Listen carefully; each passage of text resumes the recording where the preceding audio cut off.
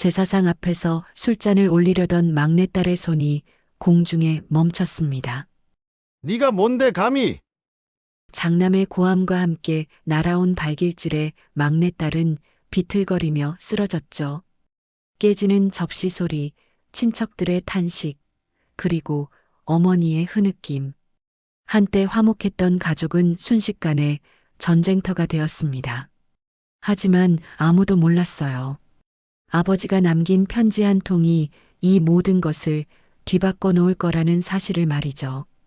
과연 이 집안에 무슨 일이 벌어진 걸까요? 지금부터 바로 시작하겠습니다. 그 전에 구독과 좋아요 꼭 눌러주세요. 저희들에게 큰 힘이 됩니다. 가을이 깊어지는 10월의 어느 날, 아버지 김영수의 기일이었습니다. 돌아가신 지 벌써 3년이 흘렀지만 제사상만큼은 여전히 온 가족이 모이는 날이었죠. 칠순을 넘긴 어머니 박순자는 새벽부터 일어나 정갈이 머리를 빗고 오래전 시집 올 때 가져온 한복을 꺼내 입었습니다. 주름진 손으로 천천히 고름을 매는 모습에서 세월의 무게가 느껴졌어요. 순자는 부엌으로 향해 이틀 전부터 준비해둔 나물과 전, 그리고 정성껏 끓인 국을 상위에 하나하나 올리기 시작했습니다. 손끝이 떨렸지만 남편 영수를 위한 마음만큼은 여전히 뜨거웠죠. 오전 10시쯤 친척들이 하나둘 모여들기 시작했습니다. 장남 김태수가 가장 먼저 도착해 거실 한가운데 자리를 잡았어요. 50대 중반의 나이답게 배가 불룩 나온 태수는 팔짱을 낀 채 소파에 앉아 텔레비전을 보고 있었습니다. 곧이어 둘째와 셋째도 도착했고 친척들은 삼삼오오 모여 오랜만에 만난 얼굴들에게 인사를 건넸죠. 거실은 금세 웃음소리와 안부를 묻는 목소리로 가득 찼습니다. 아이들은 마당을 뛰어다니며 장난을 쳤고 어른들은 차 한 잔씩을 손에 들고 이런저런 이야기를 나눴어요.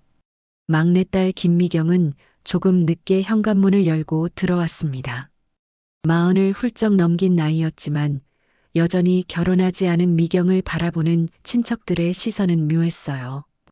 미경은 조용히 인사를 건넸지만 태수는 고개조차 돌리지 않았습니다. 태수는 그저 코웃음을 치며 텔레비전 화면만 응시할 뿐이었죠.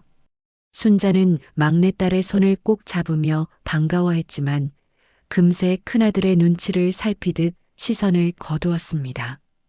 그 모습을 본 미경은 가슴 한편이 무거워졌어요. 제사 시간이 다가오자 사람들은 제사상 앞으로 모여들었습니다. 상 위에는 영수가 생전에 좋아하던 음식들이 빼곡히 놓여 있었어요. 고등어구이, 나물 3가지, 떡, 과일, 그리고 막걸리까지. 순자의 정성이 고스란히 담긴 상이었죠. 태수는 상 앞 가장 중앙에 자리를 잡았고 나머지 형제들은 태수 옆에 일렬로 섰습니다. 미경은 가장 끝자리에 서 있었는데 마치 이 집안에서 가장 먼 존재처럼 느껴졌어요. 태수가 큰 소리로 말했습니다. 자, 이제 시작하겠습니다. 모두 조용히 하십시오. 태수의 목소리에는 권위가 묻어났어요. 마치 자신이 이 집안의 가장이며 모든 것을 주관할 자격이 있다는 듯한 태도였죠. 사람들은 고개를 숙이고 조용히 두 손을 모았습니다. 태수는 천천히 술잔을 들어 올리며 절을 올렸고 태수 뒤를 이어 형제들도 차례대로 절을 했어요. 미경의 차례가 되자 미경은 떨리는 손으로 술잔을 집어들었습니다. 아버지 영수를 향한 그리움과 존경이 가슴 깊은 곳에서 솟아올랐죠. 하지만 미경이 술잔을 상 위에 올리려는 순간 태수가 날카로운 목소리로 말했습니다. 야, 내가 뭔데 술잔을 올려? 그건 장남인 내가 할 일이야. 미경은 당황한 표정으로 손을 멈췄어요. 친척들도 서로의 눈치를 보며 어색한 분위기가 되었죠. 순자는 급히 아들의 팔을 붙잡으며 말했습니다. 태수야, 그냥 넘어가자. 미경이가 아버지를 그리워하는 마음에서 한 일이잖니. 하지만 태수는 팔을 뿌리치며 더 큰 소리로 말했어요. 어머니, 이건 규칙의 문제입니다. 장남이 제사를 주관하는 게 우리 집안의 전통 아닙니까? 미경은 입술을 깨물며 아무 말도 하지 못했습니다. 미경의 가슴 속에서는 분노와 서러움이 뒤섞였지만 이 자리에서 소란을 피우고 싶지 않았어요. 미경은 그저 고개를 숙인 채 한 발 뒤로 물러섰죠. 태수는 만족스러운 표정으로 다시 술잔을 들어 올렸고 제사는 계속 이어졌습니다. 하지만 그 짧은 순간 공기는 무겁고 차가워졌어요. 웃음소리가 가득했던 거실은 어느새 침묵으로 가득 찼고 사람들은 서로를 바라보지 못한 채 고개를 숙이고 있었죠. 제사가 끝난 뒤 사람들은 둘러앉아 음식을 나눠 먹기 시작했습니다. 순자는 연신 음식을 권하며 분위기를 밝게 만들려 애썼지만 태수의 차갑고 권위적인 태도는 여전했어요. 미경이 밥을 떠먹으려 하자 태수가 비웃듯 말했습니다. 미경아, 너는 시집도 못 가고 이 나이까지 뭐 했냐? 참 한심하다. 태수의 말에 몇몇 친척들은 민망한 표정을 지었지만 아무도 태수의 말을 제지하지 않았어요. 오히려 어떤 이는 고개를 끄덕이며 동조하는 듯한 모습을 보였죠. 미경은 젓가락을 내려놓으며 조용히 자리에서 일어났습니다. 화장실로 향하는 미경의 뒷모습은 쓸쓸하고 외로워 보였어요. 순자는 딸의 모습을 바라보며 안쓰러운 표정을 지었지만 아들의 눈치 때문에 쉽게 따라갈 수 없었습니다. 거실에는 다시 웃음소리가 터져나왔지만 그 웃음은 어딘가 공허하고 거짓처럼 들렸죠. 제사상 앞에 놓인 영수의 사진은 조용히 가족들을 내려다보고 있었고 영수의 눈빛 속에는 슬픔과 안타까움이 서려 있는 것만 같았습니다. 평온해 보이던 이 집안에는 이미 오래전부터 깊은 균열이 생겨나고 있었어요. 화장실에서 나온 미경은 거실로 다시 돌아왔습니다. 친척들은 여전히 음식을 나눠 먹으며 이런저런 이야기를 나누고 있었어요. 누군가는 요즘 농사 이야기를 했고 또 다른 이는 손자 자랑을 늘어놓았죠. 표면적으로는 평화로워 보였지만 미경은 자신을 향한 시선들이 여전히 차갑다는 걸 느낄 수 있었습니다. 미경은 조용히 구석자리에 앉아 밥을 먹기 시작했어요. 입맛은 없었지만 어머니가 준비한 음식을 남기고 싶지 않았거든요. 태수는 소주잔을 기울이며 목소리를 높였습니다. 아버지가 살아계실 때는 이 집안이 정말 제대로 돌아갔는데 말이야. 요즘은 뭐랄까 질서가 없어. 태수의 말에 몇몇 친척들이 맞장구를 쳤어요. 맞아. 장남이 중심을 잡아야 집안이 바로 서는 법이지. 태수는 그 말에 고개를 끄덕이며 만족스러운 표정을 지었습니다. 순자는 불안한 눈빛으로 아들을 바라보았지만 아무 말도 하지 못했어요. 식사가 끝나갈 무렵 태수가 갑자기 제사상 쪽을 가리키며 말했습니다.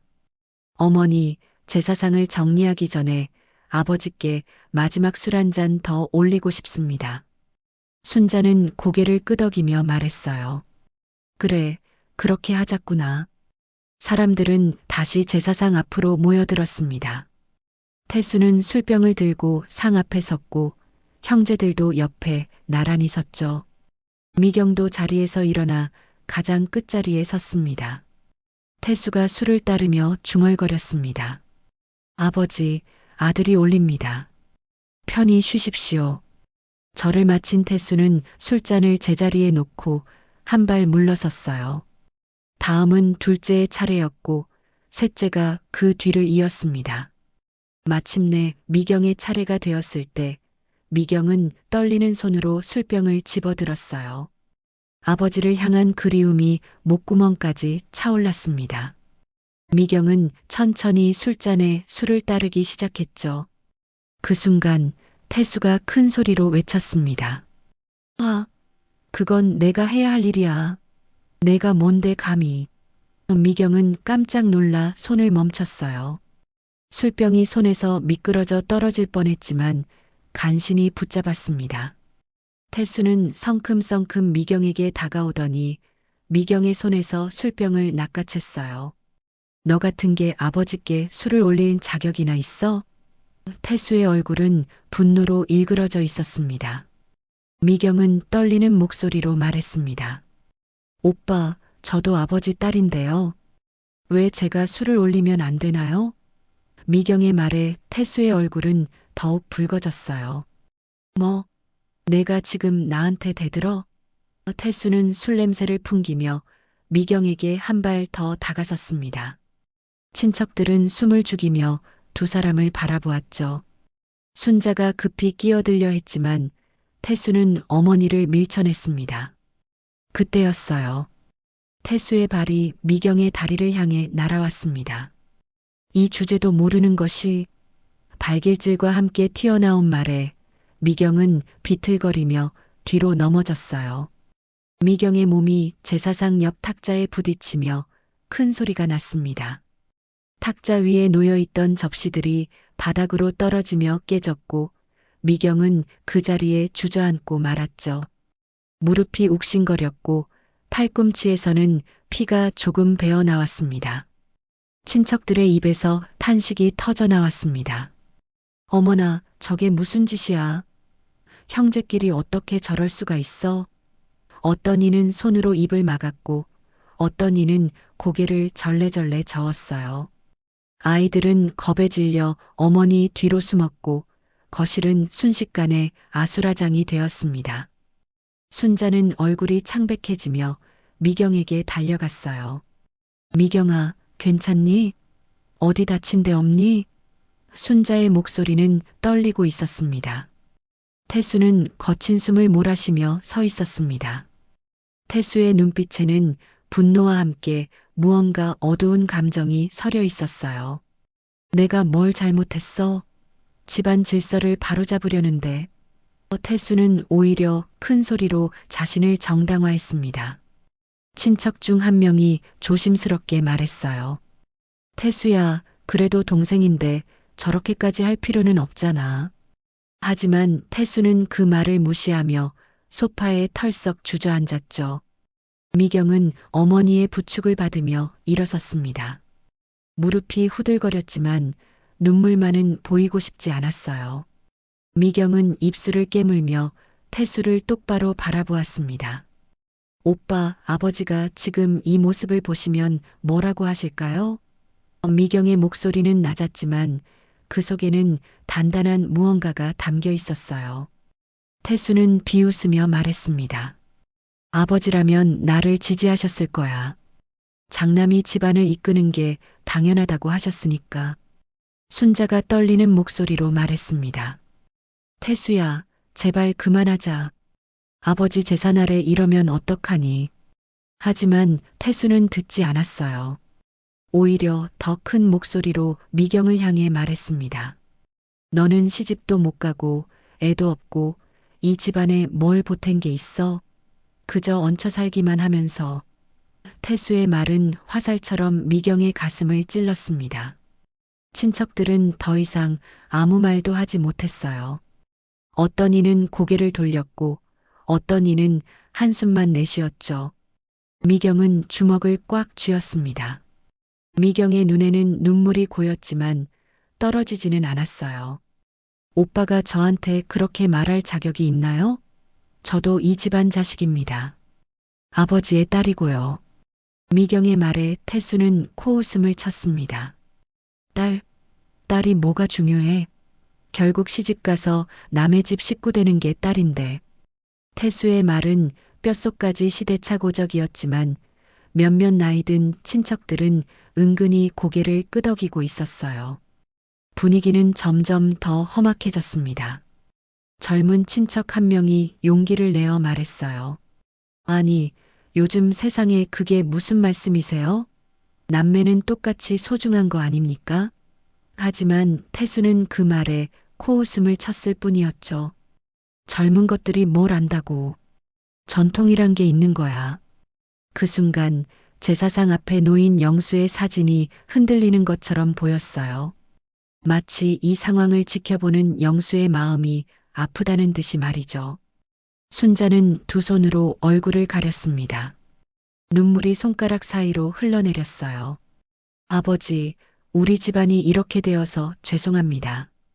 순자의 흐느낌에 거실은 더욱 무거운 침묵에 빠졌습니다. 미경은 어머니의 어깨를 감싸 안으며 속으로 다짐했어요. 이대로 물러설 수 없다고, 아버지의 딸로서 자존심을 지켜야 한다고 말이죠. 친척들 사이에는 알 수 없는 긴장과 불신이 피어오르기 시작했습니다. 미경은 어머니의 품에서 천천히 몸을 일으켰습니다. 무릎의 통증은 여전했지만 더 이상 참고만 있을 수 없었어요. 미경은 치욕과 분노를 억누르며 태수를 똑바로 바라보았습니다. 미경의 눈빛에는 이제 두려움보다는 단호함이 서려 있었죠. 친척들은 숨을 죽이며 미경을 바라보았어요. 무슨 일이 벌어질지 모두가 긴장하고 있었습니다. 미경이 떨리는 목소리로 말문을 열었습니다. 오빠, 아버지가 지금 계셨다면 저를 이렇게 대했을까요? 미경의 말에 거실이 조용해졌어요.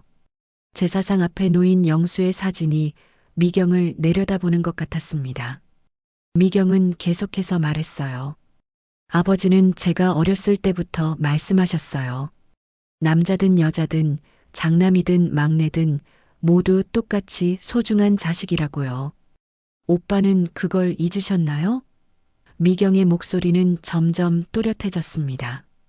태수는 소파에서 벌떡 일어났습니다. 태수의 얼굴은 분노로 일그러져 있었어요. 뭐, 내가 지금 나한테 교훈을 주려고 해? 태수는 미경에게 성큼성큼 다가왔습니다.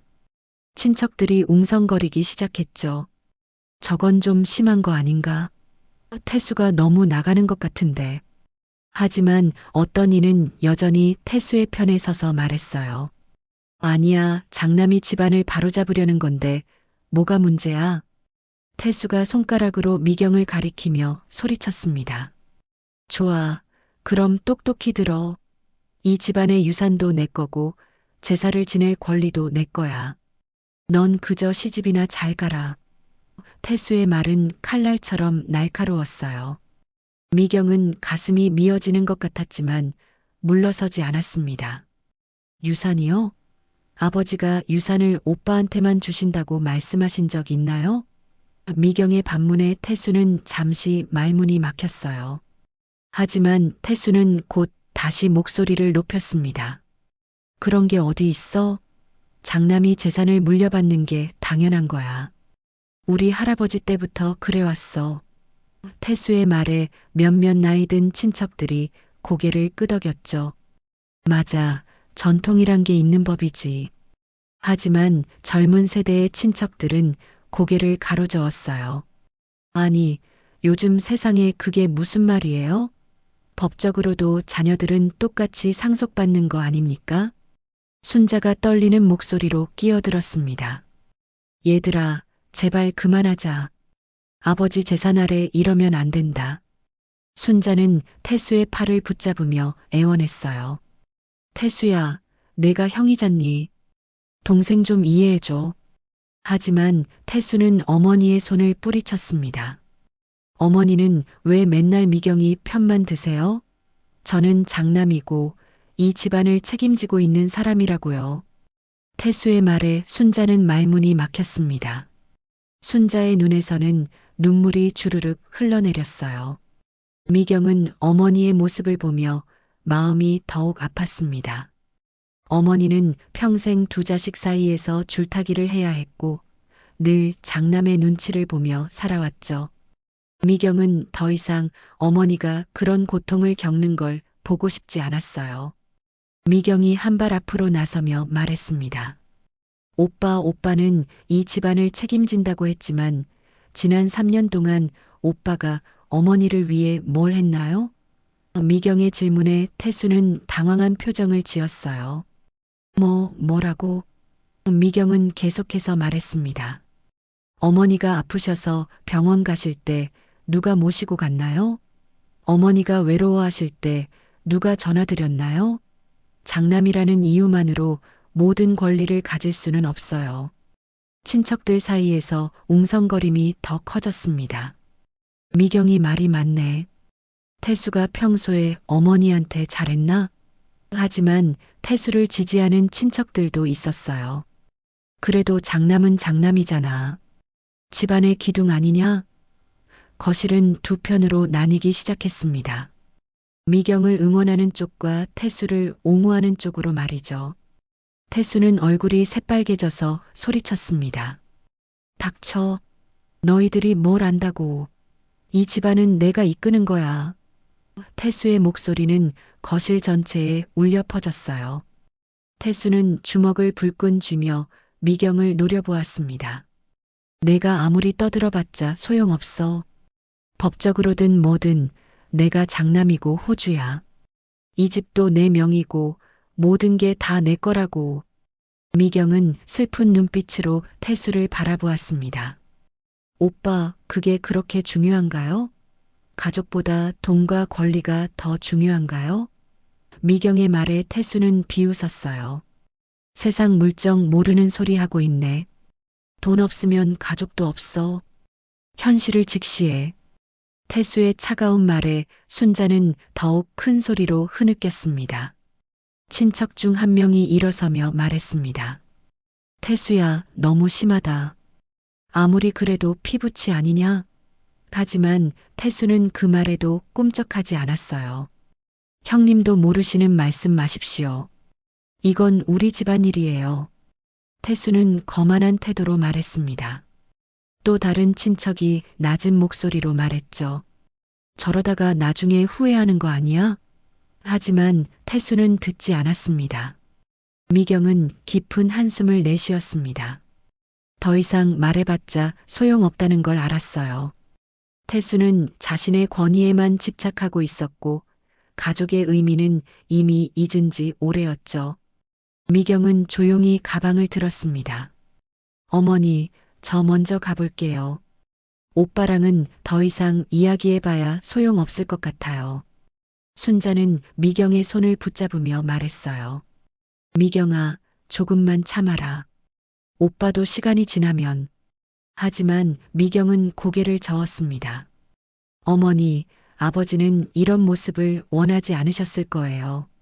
미경은 제사상 앞에 영수 사진을 한 번 더 바라보았어요. 아버지, 죄송해요. 제가 부족해서 오빠를 설득하지 못했어요. 미경의 목소리는 떨렸지만 눈물은 보이지 않았습니다. 태수가 팔짱을 끼며 말했습니다. 가려면 가. 어차피 넌 이 집안에 필요 없어.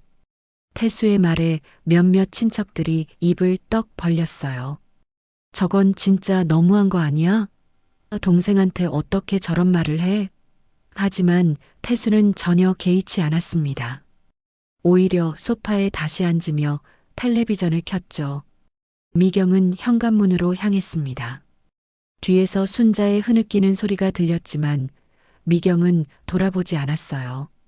돌아보면 눈물이 터질 것 같았거든요. 미경은 신발을 신으며 마음속으로 다짐했습니다.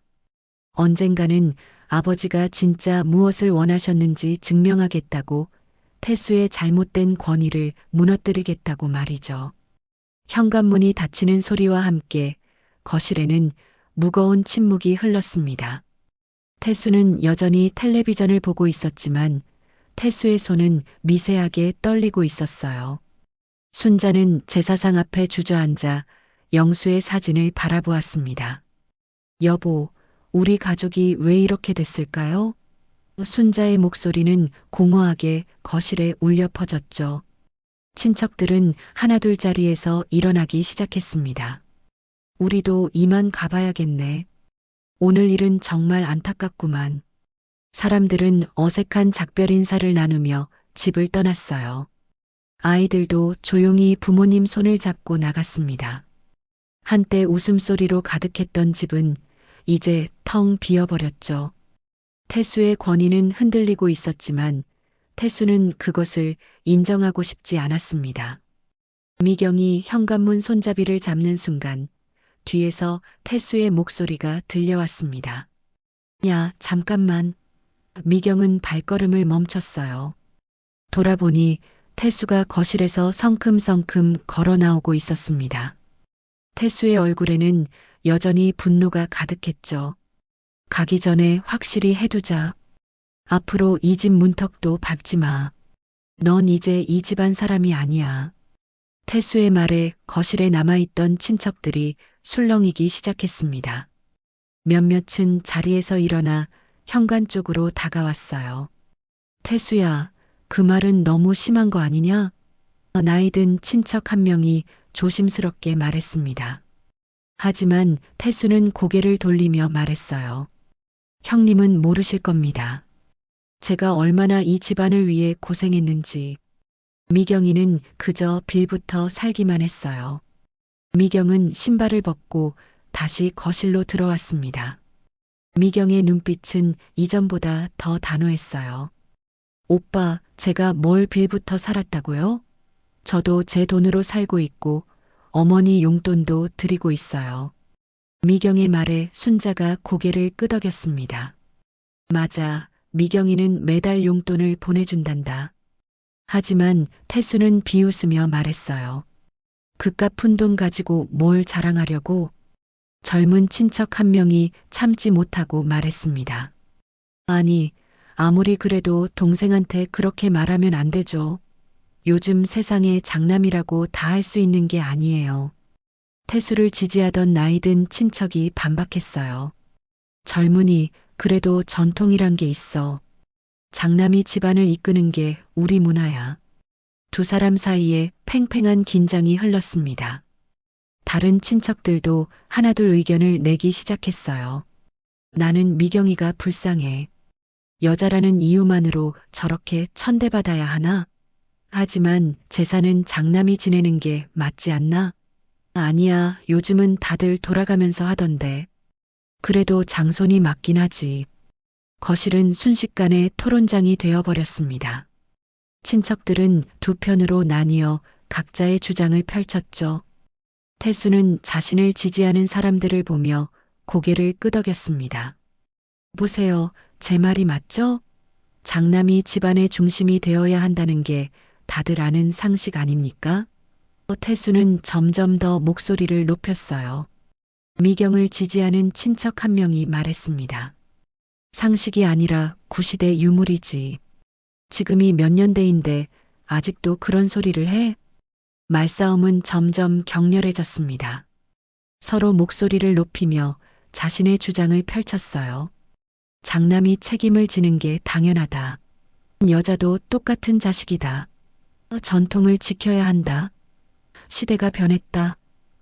거실은 마치 법정처럼 변해버렸죠. 아이들은 겁에 질려 구석으로 숨었고 순자는 가슴을 쓸어내리며 지켜보고 있었습니다. 그때였어요. 태수가 흥분한 나머지 손을 휘두르다가 제사상을 쳤습니다. 탁! 큰 소리와 함께 술잔이 넘어지며 술이 쏟아졌어요.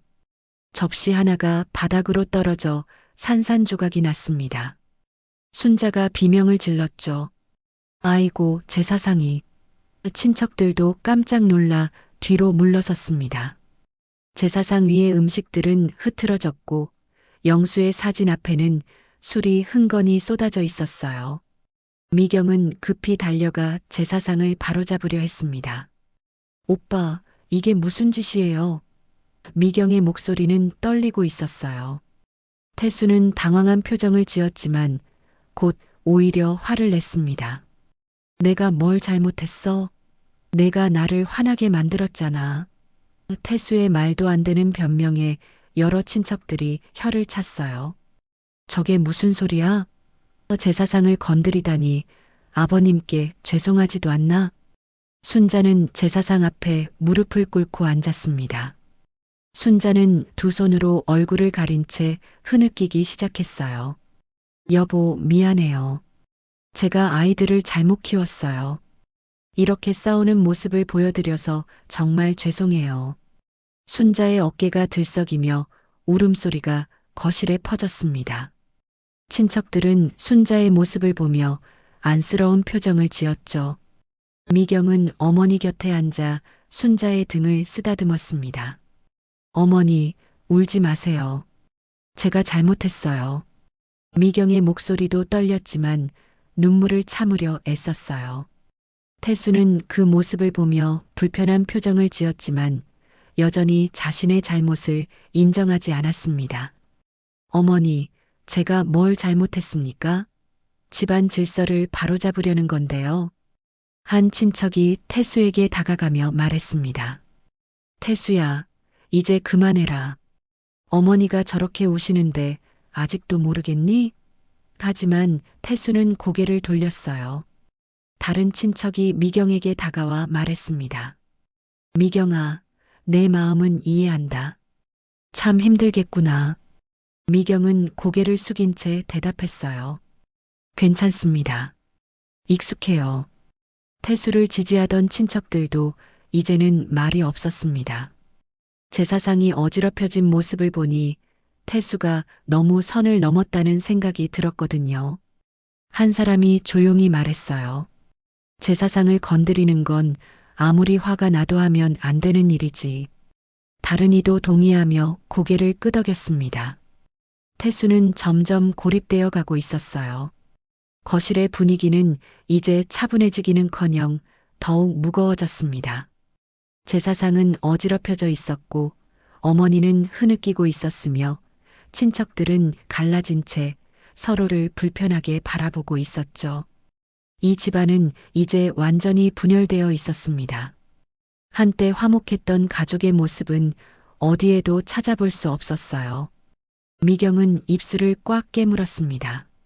미경의 마음속에는 굴복하지 않겠다는 다짐이 불타오르고 있었어요. 아버지 영수가 지켜보고 계신다면 미경이 옳은 일을 하고 있다는 걸 아실 거라고 믿었습니다. 미경은 흐트러진 제사상을 정리하며 속으로 맹세했죠. 언젠가 진실이 밝혀질 거라고, 그때까지 절대 포기하지 않겠다고 말이에요. 태수는 소파에 주저앉아 머리를 감싸쥐었습니다. 태수의 얼굴에는 분노와 함께 미묘한 불안감이 스쳐 지나갔어요. 마치 자신이 무언가 잘못하고 있다는 걸 본능적으로 느끼는 것 같았습니다. 하지만 태수는 그 감정을 애써 무시하며 다시 고개를 들었죠. 어쨌든 내 결정은 변하지 않아. 이 집안은 내가 책임진다. 친척들은 하나둘 짐을 챙기기 시작했습니다. 오늘은 정말 힘든 날이었네. 어머니, 건강 챙기세요. 우리 먼저 갈게요. 사람들은 어색한 작별 인사를 나누며 집을 떠났어요. 떠나는 그들의 뒷모습에는 실망과 안타까움이 묻어났습니다. 집안은 점점 텅 비어갔죠. 마지막 친척이 문을 나서자 거실에는 순자와 미경, 그리고 태수만 남았습니다. 세 사람은 서로를 바라보지 않은 채 각자의 자리에 앉아 있었어요. 제사상 앞에 영수 사진만이 조용히 가족들을 내려다보고 있었습니다. 차분해야 할 제사날은 이제 전쟁터가 되어버렸고 이 집안에는 깊은 상처만 남았습니다. 미경은 마음속으로 다짐했습니다. 절대 오빠에게 굴하지 않겠다고요. 텅 빈 거실에는 무거운 침묵만이 흐르고 있었습니다. 순자는 제사상 앞에 앉아 흐트러진 음식들을 정리하고 있었어요. 손이 떨려서 제대로 집지도 못했지만 그저 무언가를 해야만 마음이 조금이라도 진정될 것 같았습니다. 미경은 어머니를 도우며 깨진 접시 조각들을 조심스럽게 주워 담았죠. 태수는 소파에 비스듬히 누워 소주병을 들이키고 있었어요. 시간이 흐를수록 태수의 얼굴은 점점 더 붉어졌습니다. 태수는 이미 제사 전부터 몇 잔을 마신 상태였고 지금까지 계속 술을 마시고 있었거든요. 태수는 병을 내려놓으며 중얼거렸어요. 다들 나를 이상하게 보더라.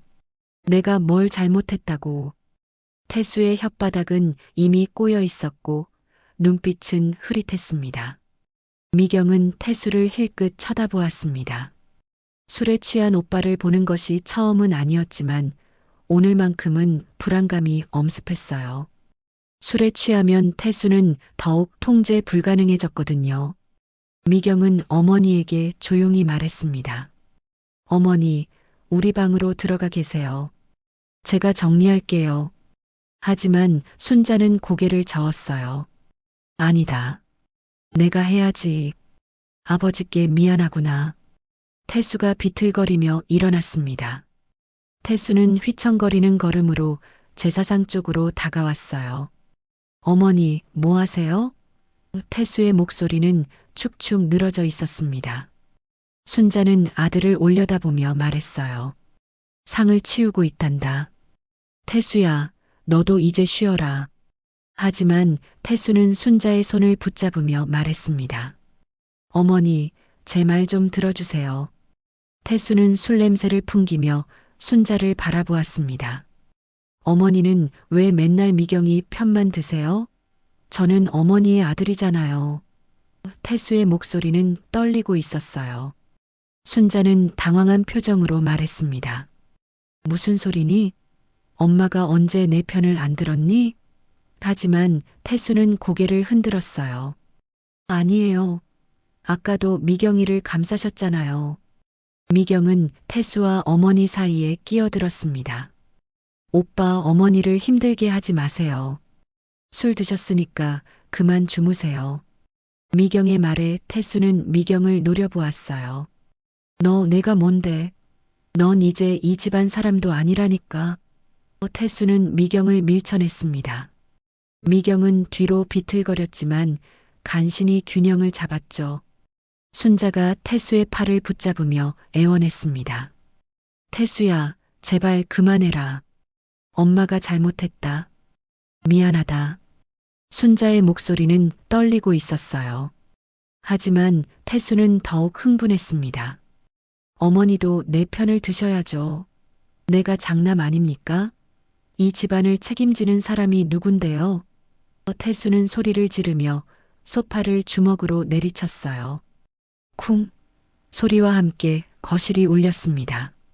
순자는 눈을 감은 채 눈물을 흘렸습니다. 태수야, 엄마는 너도 사랑하고 미경이도 사랑한다. 둘 다 내 자식이야. 순자의 목소리는 간절했어요. 제발 이제 그만하자. 아버지가 보시면 얼마나 가슴 아파하시겠니. 하지만 태수는 비웃으며 말했습니다. 아버지요? 아버지는 제가 장남이라는 걸 아셨어요. 그래서 저를 믿고 가신 거예요. 미경은 태수의 말을 듣고 참을 수 없었습니다. 오빠, 아버지가 정말 그러셨을까요? 아버지는 우리 모두를 똑같이 사랑하셨어요. 미경의 말에 태수는 얼굴이 일그러졌어요. 닥쳐. 내가 아버지에 대해 뭘 안다고. 태수는 다시 소주병을 들어 마셨습니다. 술이 목구멍을 타고 넘어가는 소리가 거실에 울려 퍼졌죠. 순자는 더 이상 견딜 수 없었습니다. 그만해. 둘 다 그만해. 순자는 소리치며 바닥에 주저앉았어요. 순자의 흐느낌은 점점 커졌고 어깨는 심하게 떨렸습니다. 내가 뭘 잘못했길래 우리 가족이 이렇게 됐을까? 여보, 당신이 너무 보고 싶어요. 순자는 영수의 사진을 바라보며 울부짖었습니다. 미경은 어머니 곁에 무릎을 꿇고 앉았어요. 어머니, 제가 잘못했어요. 제가 참을게요. 울지 마세요. 미경은 순자를 꼭 껴안았습니다. 미경의 눈에서도 눈물이 흘러내렸지만 소리내어 울지는 않았어요. 태수는 그 모습을 보며 잠시 멈칫했지만 곧 다시 술병을 들었습니다. 그때였습니다. 현관문이 열리며 아까 나갔던 친척 몇 명이 다시 들어왔어요. 어머니 약을 놓고 가서 하지만 그들은 거실의 참담한 광경을 보고 입을 다물었습니다. 순자는 바닥에 주저앉아 울고 있었고 미경은 어머니를 껴안고 있었으며 태수는 비틀거리며 소주를 마시고 있었죠.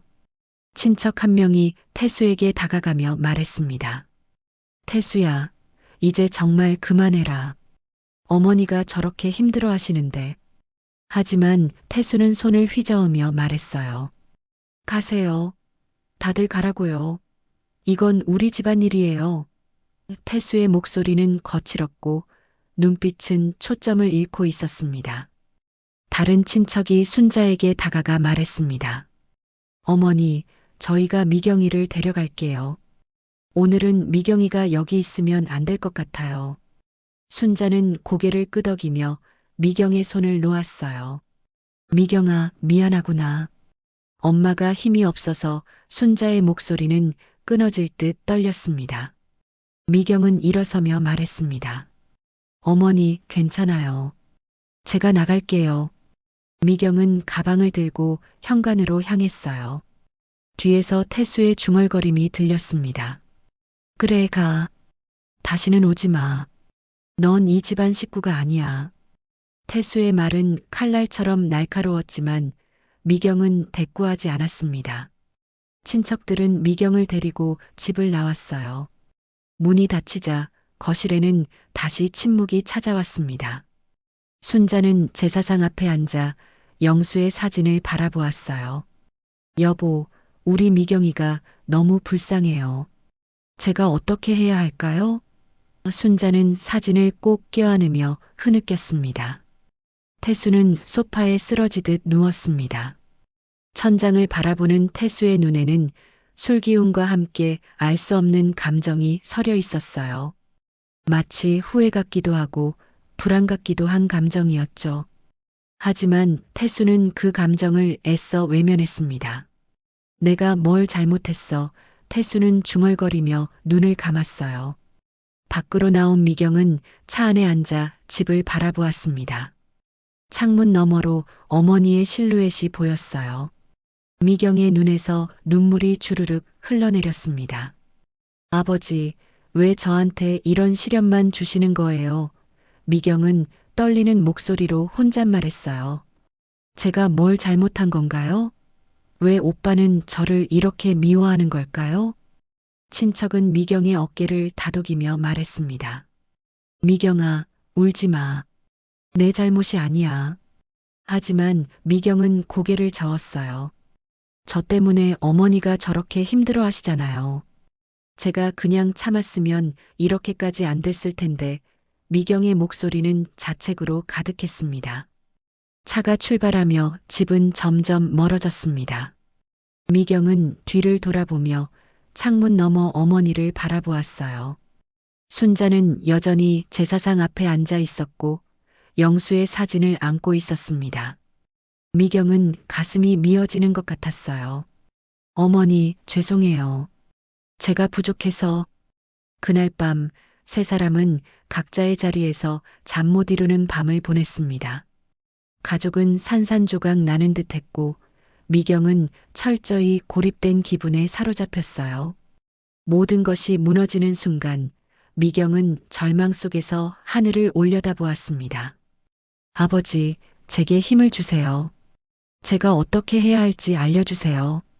하늘에는 별 하나 없이 어두웠습니다. 다음 날 아침 미경은 친척 집에서 잠을 설쳤습니다. 눈은 감았지만 잠은 오지 않았어요. 머릿속에는 어제 있었던 일들이 계속 재생되었습니다. 태수의 폭언, 어머니의 눈물, 그리고 산산조각난 가족의 모습이 떠올랐죠. 미경은 한숨을 쉬며 창밖을 바라보았어요.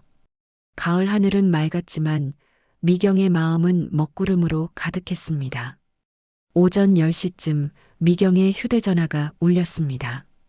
어머니였어요. 미경아, 집에 좀 와줄 수 있겠니? 중요한 일이 있단다.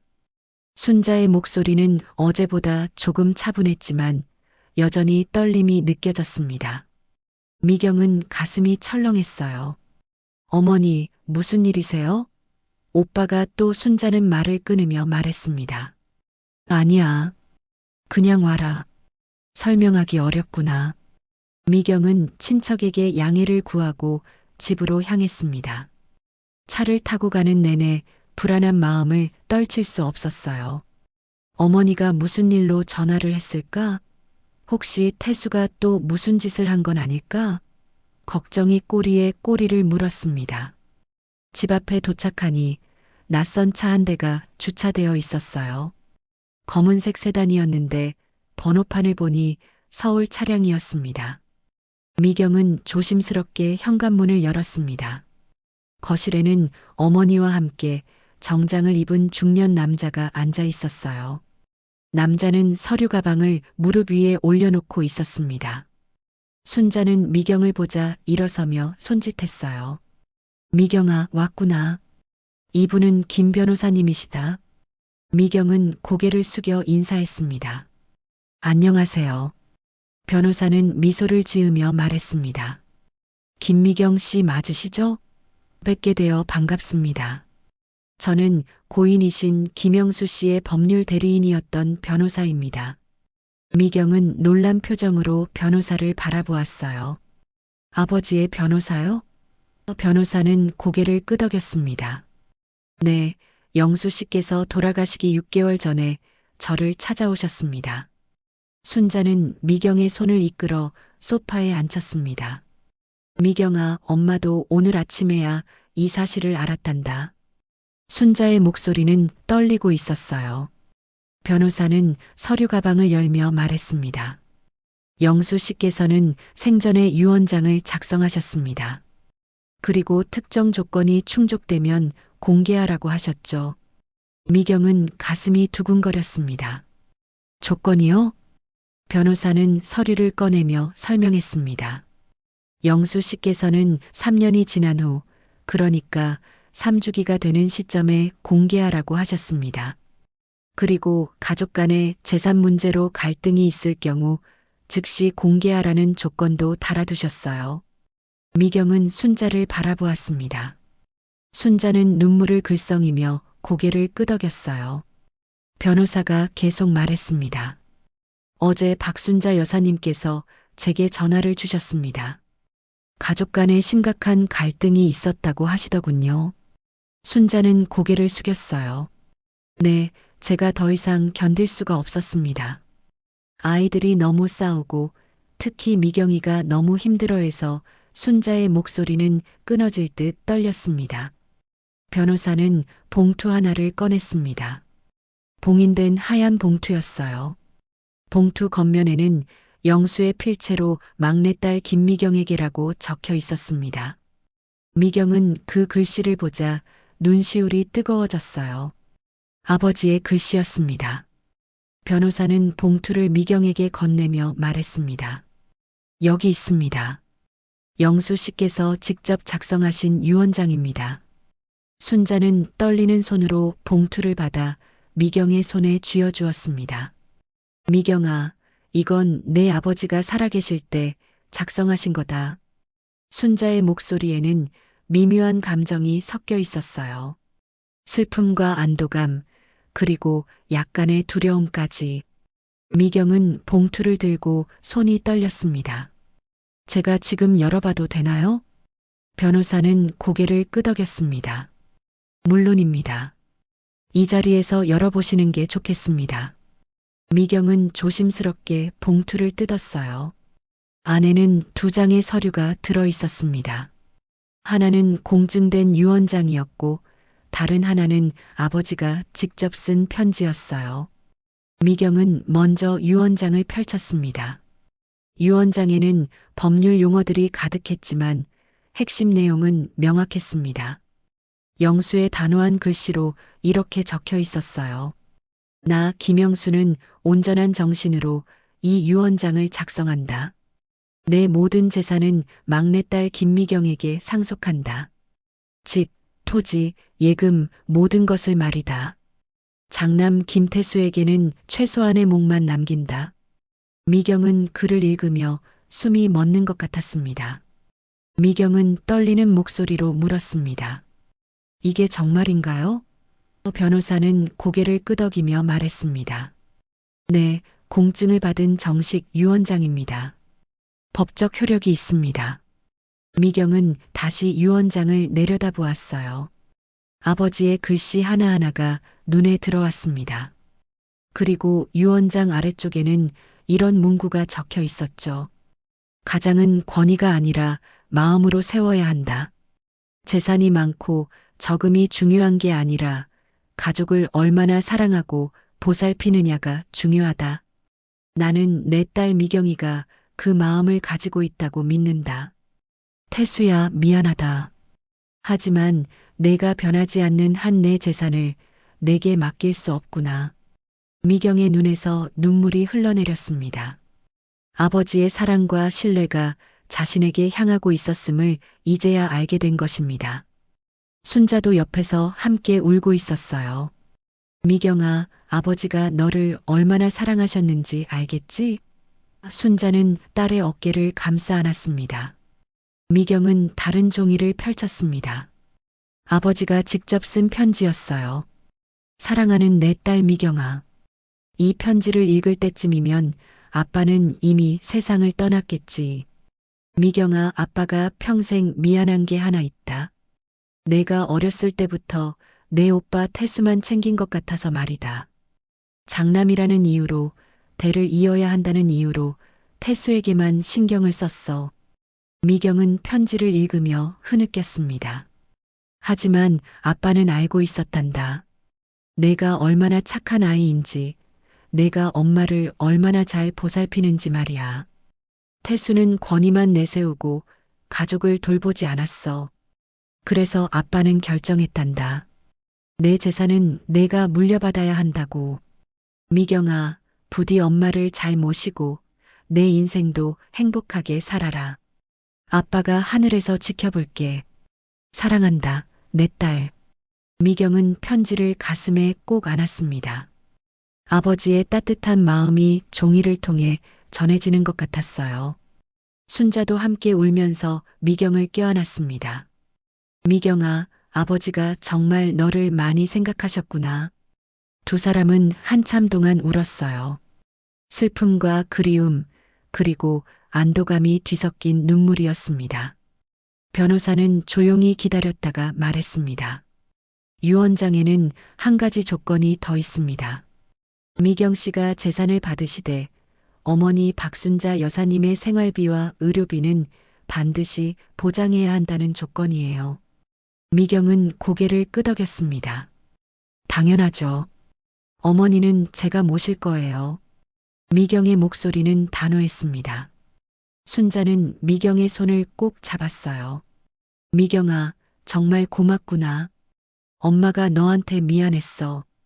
태수 눈치 보느라 내 편을 제대로 못 들어줘서 미경은 고개를 저으며 말했습니다. 아니에요, 어머니. 어머니도 힘드셨잖아요. 두 사람은 다시 한번 꼭 껴안았습니다. 변호사가 다른 서류를 꺼내며 말했습니다. 그리고 이건 재산 목록입니다. 집과 땅, 예금 등 모두 합쳐서 상당한 금액이에요. 미경 씨, 축하드립니다. 미경은 서류를 받아들었지만 기쁨보다는 무게감이 느껴졌어요. 이 재산이 앞으로 얼마나 큰 파장을 일으킬지 알 수 있었거든요. 미경은 변호사를 바라보며 물었습니다. 이 사실을 오빠도 알아야 하나요? 변호사는 고개를 끄덕였습니다. 네, 법적으로 상속인들에게 모두 통지해야 합니다. 조만간 모든 가족이 모인 자리에서 공식적으로 유언장을 공개할 예정입니다. 미경은 깊은 한숨을 쉬었어요. 태수의 반응이 벌써부터 눈에 선했습니다. 순자는 불안한 표정으로 말했습니다. 태수가 이걸 알면 어떻게 될까? 변호사는 차분하게 대답했습니다. 법적으로 유효한 유언장이니 걱정하지 않으셔도 됩니다. 다만 가족 간의 갈등은 제가 어떻게 할 수 없는 부분이지만요. 미경은 입술을 깨물었습니다. 폭풍이 다가오고 있었어요. 아버지 영수의 사랑과 신뢰, 그리고 진실이 담긴 문서를 손에 쥔 미경은 결심했습니다. 이제는 물러서지 않겠다고, 아버지의 뜻을 끝까지 지키겠다고요. 일주일 후 변호사의 요청으로 모든 가족과 친척들이 다시 모였습니다. 변호사는 공식적으로 유언장을 공개하기 위해 증인들이 필요하다고 했어요. 거실에는 지난번보다 더 많은 사람들이 모여 있었습니다. 태수는 소파 한가운데 앉아 팔짱을 끼고 있었어요. 태수의 얼굴에는 여전히 자신감이 가득했습니다. 무슨 일인지는 모르지만 분명 자신에게 유리한 일일 거라고 생각하는 듯 했죠. 미경은 구석 자리에 조용히 앉아 있었습니다. 미경의 손에는 아버지의 편지가 들어있는 봉투가 꼭 쥐어져 있었어요. 순자는 미경 옆에 앉아 불안한 눈빛으로 주변을 둘러보았습니다. 친척들은 웅성거리며 이야기를 나누고 있었죠. 대체 무슨 일로 우리를 다시 부른 거야? 글쎄, 유언장이 있다던데. 설마 영수 씨가 유언장을 남기셨을까? 변호사가 서류 가방을 열며 자리에서 일어났습니다. 여러분, 오늘 이렇게 모여주셔서 감사합니다. 변호사의 목소리에 거실이 조용해졌어요. 오늘은 고인이신 김영수 씨께서 생전에 작성하신 유언장을 공식적으로 공개하는 자리입니다. 변호사의 말에 친척들이 술렁이기 시작했습니다. 태수는 미간을 찌푸렸어요. 유언장이요? 아버지가 유언장을 작성하셨다고요? 태수는 어이없다는 표정을 지었습니다. 제게는 한 번도 그런 말씀을 하지 않으셨는데요. 변호사는 차분하게 대답했습니다. 영수 씨께서는 비밀리에 작성하기를 원하셨습니다. 돌아가시기 6개월 전에 저를 찾아오셨죠. 변호사는 유언장을 꺼내 들었습니다. 공증 도장이 선명하게 찍힌 서류였어요. 지금부터 유언장의 내용을 읽겠습니다. 변호사가 유언장을 펼치자 거실은 숨소리조차 들리지 않을 만큼 조용해졌습니다. 태수는 몸을 앞으로 기울이며 귀를 기울였어요. 분명 자신의 이름이 나올 거라고 확신하는 표정이었죠. 변호사가 읽기 시작했습니다.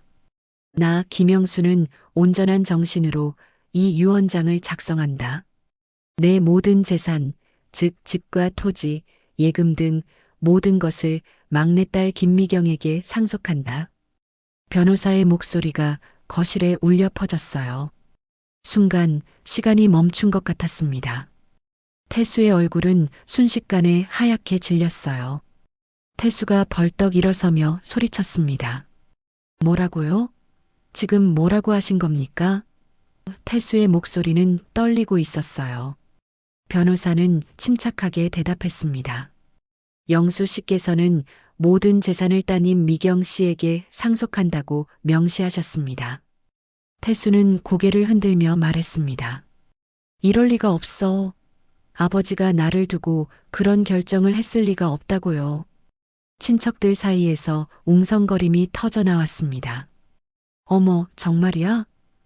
영수 씨가 미경이한테 재산을 다 주셨다고? 태수는 뭘 봤는데?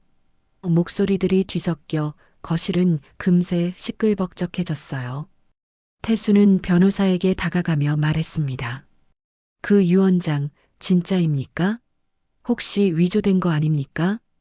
변호사는 서류를 태수에게 보여주었습니다. 여기 공증 도장이 있습니다.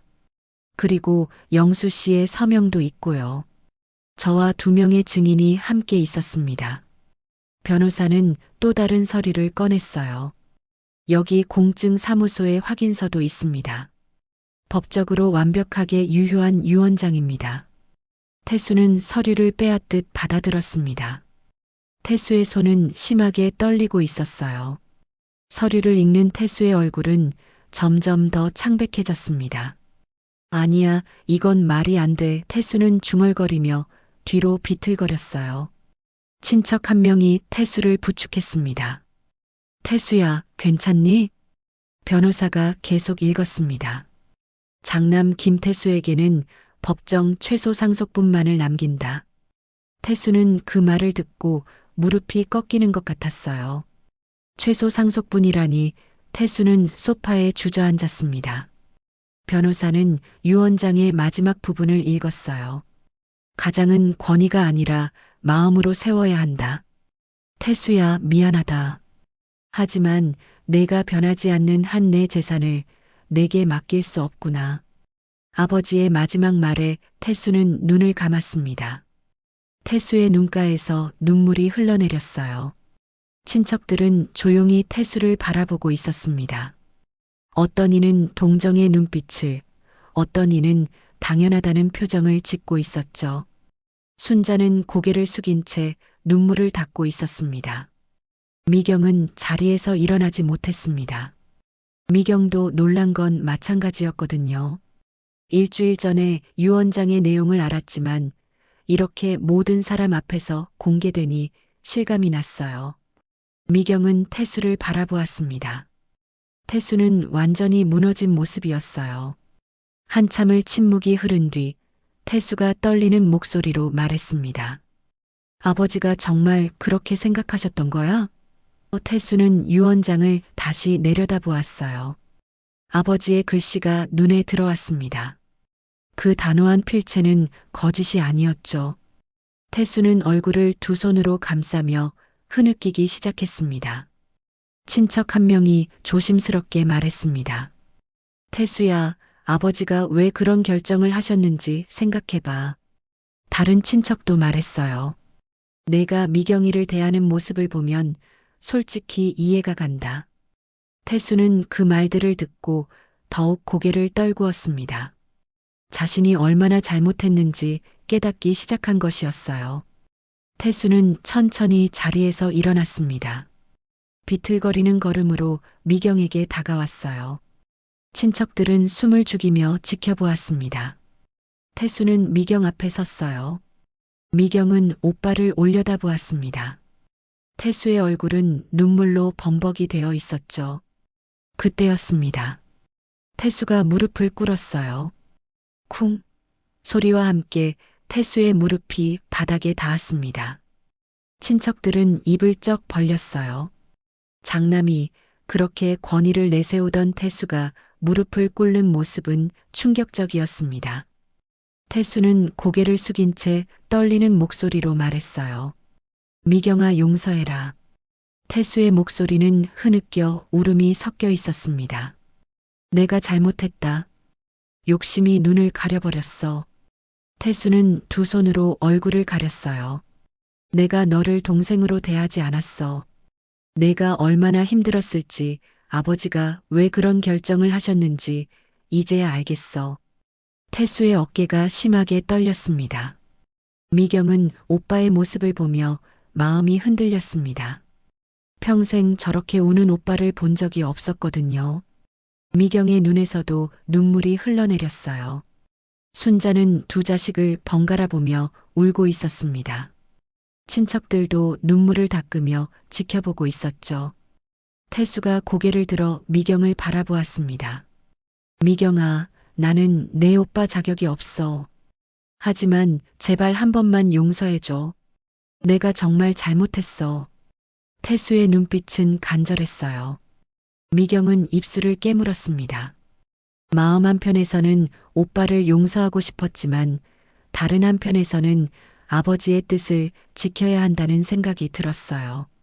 미경은 천천히 입을 열었습니다. 오빠. 미경의 목소리는 떨렸어요. 저도 오빠가 변하기를 바라요. 진심으로요. 미경은 태수의 어깨에 손을 올렸습니다. 하지만 아버지의 뜻은 지켜야 해요. 아버지가 이렇게 결정하신 데는 이유가 있었을 거예요. 태수는 고개를 끄덕이며 울었습니다. 알아, 나도 알아. 태수는 미경의 손을 잡았어요. 미경아, 내가 변할게. 진짜 변할게. 시간이 걸리더라도 내가 달라진 모습을 보여줄게. 태수의 말에는 진정성이 담겨 있었습니다. 미경은 오빠의 손을 꼭 잡아주었어요. 순자가 두 자식에게 다가와 함께 껴안았습니다. 얘들아, 엄마는 너희 둘 다 사랑한다. 이제 서로 미워하지 말고 잘 지내자. 순자의 목소리는 떨리고 있었어요. 세 사람은 한참을 그렇게 껴안고 있었습니다. 친척들도 눈물을 닦으며 박수를 쳤어요. 변호사는 조용히 서류를 정리하며 지켜보았습니다. 법적인 절차는 끝났지만 가족의 치유는 이제 시작이었어요. 태수는 천천히 일어서며 미경을 바라보았습니다. 미경아, 고맙다. 나한테 기회를 줘서. 미경은 고개를 끄덕였습니다. 하지만 미경의 마음속에는 여전히 아버지의 뜻을 지켜야 한다는 결심이 확고했습니다. 용서는 할 수 있지만 아버지가 남긴 유산은 책임감 있게 관리해야 했어요. 미경은 제사상 앞에 영수 사진을 바라보았습니다. 아버지, 제가 잘하고 있는 거죠? 미경은 마음속으로 물었어요. 최후의 대결은 끝났고 오빠는 무릎을 꿇었습니다. 이제 남은 것은 진정한 화해와 변화였습니다. 유언장 공개가 끝난 후 며칠이 지났습니다. 미경은 변호사 사무실을 방문해 정식으로 상속 절차를 진행했어요. 서류에 도장을 찍는 미경의 손은 여전히 떨렸습니다. 이 재산은 단순한 돈이 아니었어요. 아버지 영수의 사랑과 믿음, 그리고 가족에 대한 바람이 담긴 유산이었죠. 미경은 변호사에게 물었습니다. 제가 이 재산을 어떻게 사용해도 되나요? 변호사는 고개를 끄덕였습니다. 물론입니다. 이제 법적으로 미경 씨의 재산이니까요. 다만 유언장에 명시된 대로 어머님의 생활비와 의료비는 보장하셔야 합니다. 미경은 단호하게 대답했어요. 그건 당연한 일이에요. 어머니는 제가 모실 겁니다. 변호사는 미소를 지으며 말했습니다. 영수 씨께서 딸을 잘 키우셨군요. 사무실을 나온 미경은 곧장 집으로 향했습니다. 거실에는 순자와 태수가 앉아 있었어요. 태수는 일주일 전보다 훨씬 초췌해 보였습니다. 술을 끊었는지 얼굴색도 많이 좋아졌지만 눈빛에는 여전히 미안함과 부끄러움이 가득했죠. 미경이 들어서자 태수는 자리에서 일어나 고개를 숙였습니다. 미경아, 왔구나. 미경은 소파에 앉으며 서류 봉투를 테이블 위에 놓았습니다. 오빠, 어머니, 제가 결정한 게 있어요. 순자와 태수는 미경을 바라보았어요. 미경은 심호흡을 하고 말을 이었습니다. 아버지가 남기신 재산, 저 혼자만 가지려고 하지 않아요. 태수의 눈이 커졌습니다. 미경아, 그게 무슨... 미경이 손을 들어 태수의 말을 막았습니다. 들어보세요. 먼저 집은 어머니 명의로 바꿀 거예요. 어머니가 평생 사신 집이잖아요. 어머니가 편안하게 사셔야죠. 순자는 손으로 입을 막았어요. 미경아, 그럴 필요 없다. 내 거야. 미경은 고개를 저었습니다. 아니에요, 어머니. 이건 제가 하고 싶은 일이에요. 미경은 계속해서 말했습니다. 그리고 예금의 일부는 지난번 제사 때 오셨던 친척분들께 나눠드리려고 해요. 저희 가족 때문에 불편하셨잖아요. 조금이나마 마음을 전하고 싶어요. 태수는 놀란 표정으로 미경을 바라보았어요. 미경아, 내가 그렇게까지 할 필요는... 미경은 조용히 말했습니다. 필요해요, 오빠. 가족의 상처는 가족이 치유해야 하니까요. 순자는 눈물을 흘리며 미경의 손을 잡았습니다. 미경아, 정말 고맙구나. 내가 이렇게 착한 아이인 줄 엄마는 알고 있었어. 미경은 어머니의 손을 꼭 잡으며 말했어요. 어머니, 제가 어머니한테 배운 거예요. 나눔과 배려를요. 순자는 딸을 꼭 껴안았습니다. 미경은 태수를 바라보았습니다. 오빠한테도 드릴 게 있어요. 미경은 봉투 하나를 꺼내 태수에게 건넸어요. 이건 토지 일부의 소유권입니다. 아버지가 법정 최소 상속분을 남기라고 하셨지만 저는 조금 더 드리려고 해요. 태수는 봉투를 받아들며 떨리는 목소리로 말했습니다. 미경아, 나는 받을 자격이 없어. 미경은 고개를 저었습니다. 오빠, 이건 자격의 문제가 아니에요. 오빠도 아버지의 아들이에요. 그리고 제 오빠고요. 미경의 눈빛은 단호했지만 따뜻했어요. 하지만 조건이 하나 있어요. 오빠가 정말 변해야 해요. 어머니를 잘 모시고 가족을 소중히 여기는 사람이 되어야 한다는 거예요. 태수는 봉투를 받아들고 고개를 숙였습니다. 미경아, 정말 고맙다. 나는 내 넓은 마음을 평생 잊지 않을게. 태수의 목소리는 떨렸어요. 내가 진짜 변할게. 아버지 앞에 부끄럽지 않은 아들이 될게. 태수는 눈물을 닦으며 제사상 앞에 영수 사진을 바라보았습니다. 미경은 자리에서 일어나 제사상 앞으로 갔습니다. 영수의 사진을 들어 올리며 조용히 말했어요. 아버지가 원하신 건 재산이 아니라 우리 가족이 다시 하나 되는 거였어요. 맞죠? 미경의 목소리는 떨렸지만 확신에 차 있었습니다. 저는 아버지의 뜻대로 할게요. 이 집안을 다시 하나로 만들겠어요. 태수도 일어나 미경 옆에 섰습니다. 아버지, 불효자 태수입니다. 제가 정말 잘못했습니다. 권위만 내세우고 가족을 소홀히 했습니다. 태수는 무릎을 꿇고 절을 올렸어요. 하지만 이제 변하겠습니다. 동생을 아끼고 어머니를 모시고 진짜 가장이 되겠습니다. 태수의 이마가 바닥에 닿았습니다. 순자도 두 자식 옆에 섰습니다. 여보, 우리 아이들이 이렇게 화해했어요. 이제 걱정하지 마세요. 엄마가 잘 지켜볼게요. 순자는 영수의 사진을 쓰다듬었어요. 세 사람은 제사상 앞에서 한참을 함께 서 있었습니다. 오랜만에 느껴지는 가족의 따뜻함이었죠.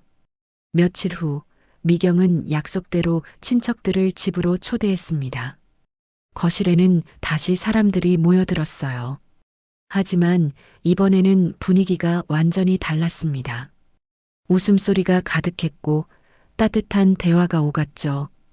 미경은 친척들에게 감사의 마음을 담은 봉투를 하나씩 건넸습니다. 저희 가족 때문에 힘드셨죠? 조금이나마 마음을 받아주세요. 친척들은 손사래를 쳤습니다. 아니야, 미경아. 이럴 필요 없어. 가족인데 당연한 거지. 하지만 미경은 고집스럽게 봉투를 건넸어요. 제 마음이에요. 받아주세요. 친척들은 미경의 마음씨에 감동했습니다. 미경이가 정말 착하구나. 영수 씨가 미경이한테 재산을 물려준 이유를 알겠어. 태수도 친척들에게 고개를 숙였습니다. 제가 지난번에 정말 못된 모습 보여드렸습니다. 죄송합니다. 태수의 사과는 진심이었어요. 친척들은 태수의 어깨를 두드리며 말했습니다. 됐어, 태수야. 사람은 누구나 실수하는 법이지. 중요한 건 깨닫고 변하는 거야. 태수는 고개를 끄덕이며 감사의 인사를 했습니다. 저녁 식사 시간이 되자 순자가 정성껏 준비한 음식들이 상에 올려졌습니다. 미역국, 불고기, 나물, 전 정갈하고 따뜻한 음식들이었어요. 사람들은 둘러앉아 밥을 먹으며 옛 이야기를 나눴습니다. 태수는 미경 옆에 앉아 반찬을 집어주었어요. 미경아, 이것도 먹어봐. 내가 좋아하는 거잖아. 미경은 고맙다는 인사를 했습니다. 식사가 끝난 후 미경은 제사상 앞에 앉아 영수의 사진을 바라보았습니다. 순자가 옆에 앉으며 말했어요. 미경아, 아버지가 정말 자랑스러워 하실 거야. 미경은 어머니의 어깨에 머리를 기댔습니다. 어머니, 저 잘하고 있는 거죠? 순자는 딸의 머리를 쓰다듬으며 말했어요. 그럼 정말 잘하고 있어. 태수도 두 사람 곁에 앉았습니다. 미경아, 고맙다. 나한테 기회를 줘서. 미경은 오빠를 바라보며 미소 지었어요. 오빠, 우리 이제 진짜 가족처럼 지내요. 태수는 고개를 끄덕이며 미경의 손을 잡았습니다. 그래, 약속할게. 세 사람은 손을 맞잡고 앉아 있었어요. 한때 파탄으로 치달았던 집안은 조금씩 봉합되어 갔습니다. 상처는 여전히 남아 있었지만 치유의 시간이 시작된 것이었죠. 미경은 창밖을 바라보았습니다. 가을 하늘은 높고 맑았어요. 바람이 불어와 나뭇잎을 흔들었습니다. 미경은 마음속으로 다짐했습니다.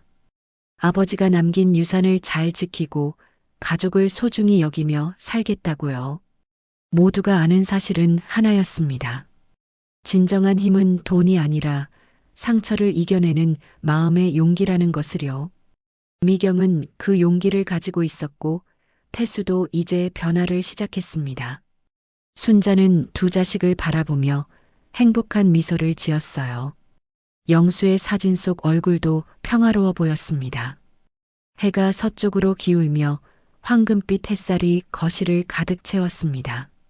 그 빛 속에서 가족의 모습은 따뜻하고 아름다워 보였어요. 미경은 아버지의 편지를 다시 한번 꺼내 읽었습니다. 사랑한다, 내 딸. 아버지의 마지막 말은 미경의 가슴 속에 영원히 새겨졌습니다. 변화된 세계 속에서 이 가족은 새로운 시작을 맞이했습니다.